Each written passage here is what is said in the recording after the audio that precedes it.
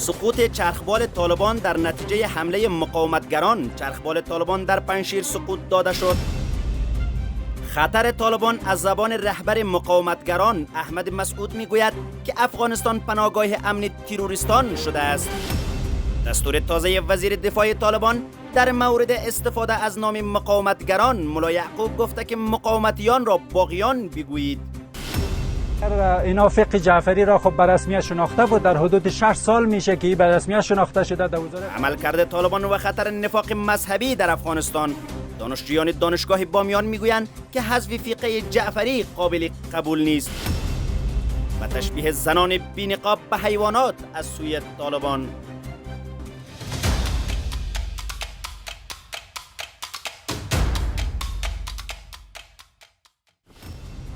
درود و وقتتان بخیر. به خبرهای ساعت 10 از آماج نیوز خوش آمدید. یک روز پس از خبر سقوط یک چرخبال طالبان در دره آرزوی پنجشیر، اکنون منابع به آماج میگویند که 7 نفر در این چرخبال بودند که 2 جنگجوی طالب کشته شده و یک فرمانده طالبان به نام حافظ حبیب الرحمن با 4 خلبان و کمک خلبان اسیر مقاومتگران شدند. از سوی هم صبغت الله احمدی سخنگوی جبهه مقاومت گفته است که اسیران در وضعیت خوب قرار دارند و با آنها بر اساس آموزه‌های اسلامی و انسانی رفتار خواهد شد. با این حال تازه ترین تصویری که از این چرخبال به نشر رسیده است، خالد امیری فرمانده چرک‌های مقاومتی پنجشیر را با چرخبال طالبان در دره آرزو نشان می‌دهد. آقای امیری در توییترش نگاشته است با اسیران بر اساس دساتیر اسلام، روش احمدشاه مسعود و قوانین جنگی بین الملل برخورد صورت گرفته است. او اما هشدار داده است که دشمن کوشش نکند از راه فشار نظامی بر رهایی اسیران اقدام کند. مقام‌های محلی طالبان در پنجشیر اما سقوط این چرخبال را رد می‌کنند. دفتر رسانه‌های ولایت پنجشیر در اعلامیه‌ای گفته است که این چرخبال روز گذشته در کوتل آرزو نشست اضطراری کرده و به سرنشینان آن آسیب نرسیده است. برادرای مسلمان، انشاءالله طرفای ولایت پنجشیر خیرات. ما فعلا یک تن از مجاهدینای ولایت پنجشیر هستم. همراه همه مجاهدینای قندار، المان، دیگه لغمان و همه مجاهدینا برادرای محترم هستند در ساحل پنجشیر. موستان دمی ولسوالی شتال. فعلا ما در دوابی طرف ارزو تا سردای اندراب همه جا در تصرف مجاهدین است. انشاءالله بگه خیر و خیرات هیچ گپ نیست. دشمن ها تایید کردن که ما طیاره امارات رو زدیم، طیاره مجاهدین رو زدیم. دیگه پا کلش دروغ است. انشاءالله هیچ گپ نیست. دیگه خیر و خیرات طیاره هم که هر جای که هست کدام عکس به دروغ انداختن، دیگه کلش حیات دشمن است. انشاءالله همه مجاهدین ها خیر و خیرات دارم. از سوی دیگر پس از سقوط این چرخبال‌های تازه طالبان در پنجشیر به گردش درآمدند. منابع به آماج میگویند که چرخبال‌های طالبان از صبح امروز در ولسوالی شتل، دشتک و مرکز ولایت در حال گشت زنی‌اند و احتمال درگیری تازه می رود. احمد مسعود رهبر جبهه مقاومت ملی در مصاحبه با شبکه العربیه میگوید که طالبان افغانستان و منطقه را بی‌ثبات خواهند کرد. آقای مسعود افزوده است: به طالبان گفتم با میل تفنگ مشروعیت خود را به دست نیاورید. به دست آوردن حکومت آسان است اما اداره آن دشوار است. او تصریح کرده است که فساد طالبان در 9 ماه حکومت از فساد دولت‌های قبلی در 20 سال گذشته بیشتر است. او علاوه کرده است: ما حکومت طالبان را به رسمیت نمی‌شناسیم زیرا از مردم افغانستان مشروعیت نگرفته است. و باور رهبر جبهه مقاومت، طالبان از گسترش مقاومت علیه آنان در ولایت‌های مختلف افغانستان شوکه شدند و طالبان در درون صف‌های خود با گروه‌های دیگر به مشکل‌های مواجه‌اند. او در مصاحبه‌اش تصریح کرده است: شخصیت‌های سیاسی افغانستان در خارج از کشور از عملکرد طالبان ناامید هستند. شکنجه در افغانستان به یک امر رایج تبدیل شده است و اعدام‌های غیر قانونی نیز وجود دارد. آقای مسعود گفته است: ما برای ایجاد یک حکومت اسلامی و زندگی در صلح با دیگران تلاش می‌کنیم.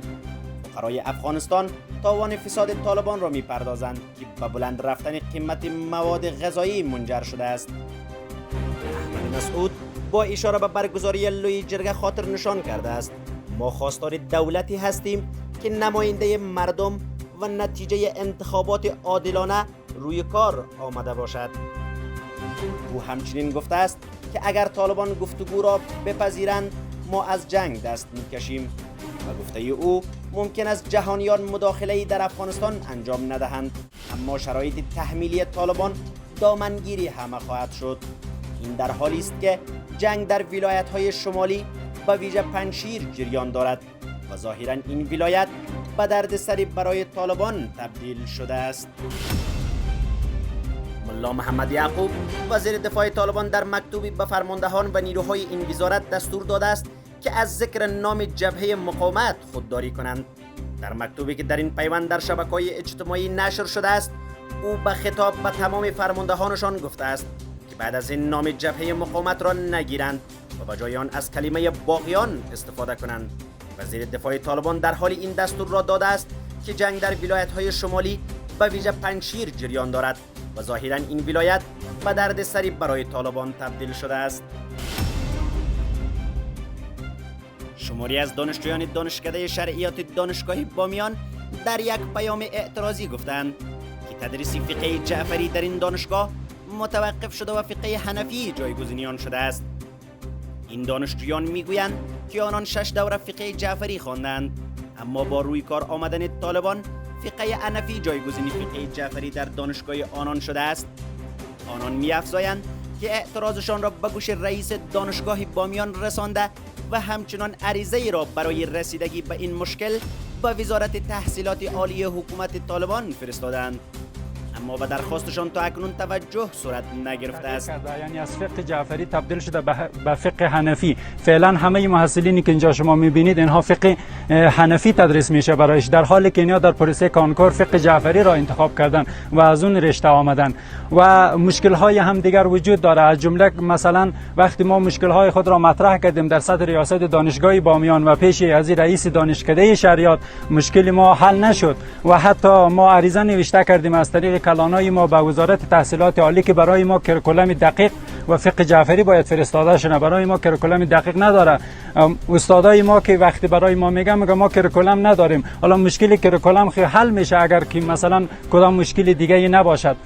اگر اینا فقه جعفری را خب به رسمیت شناخته بود، در حدود 6 سال میشه که به رسمیت شناخته شده، در وزارت تحصیلات عالی تصویب شده و رشته یابی میشنه در کنکور و محصلین از اون طریق میآید و مدتی قبلا که بود فقه جعفری تدریس میشد اما فعلا فقه حنفی تدریس میشه. این مشکل باید حل شه. در همین حال نصرالله واعظی رئیس شورای علمای شیعه در ولایت بامیان با نشر یک نوار تصویری میگوید که فقه و عقاید تحمیلی در هیچ جایی از دنیا نتیجه نداده است و در افغانستان نیز نتیجه بخش نخواهد بود. آقای واعظی از وزارت تحصیلات عالی حکومت طالبان میخواهد که به عقاید شیعیان حرمت بگذارند.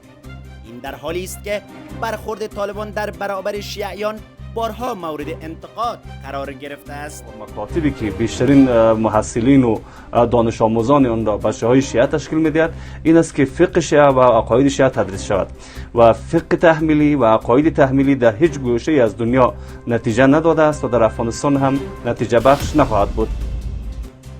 اداره امری به معروف و نهی از منکر طالبان در بیشتر نقاط شهر قندهار پوسترهای تبلیغاتی نصب کرده که در آنان زنان بی‌حجاب به حیوانات تشبیه شدند. در این پوسترها نوشته شده است زن مسلمان که حجاب کامل اسلامی را رعایت نمی کند خود را شبیه حیوانات می سازد. در این پوسترها توضیح داده شده است که لباسهای کوتاه، نازک و چسب نیز حکم بی‌حجابی را دارد و سرپیچی از حکم خداوند گناه است.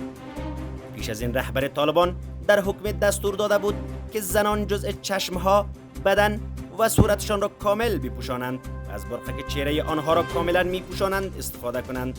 مقام‌های طالبان هشدار داده بودند که مردان و والدین زنان به گفته آنها بی‌حجاب تحت تعقیب قرار میگیرند. طالبان تا اکنون محدودیت‌های زیادی را بر زنان وضع کردند که مانع کار، سفر، آموزش و فعالیت‌های اجتماعی آنان شده است.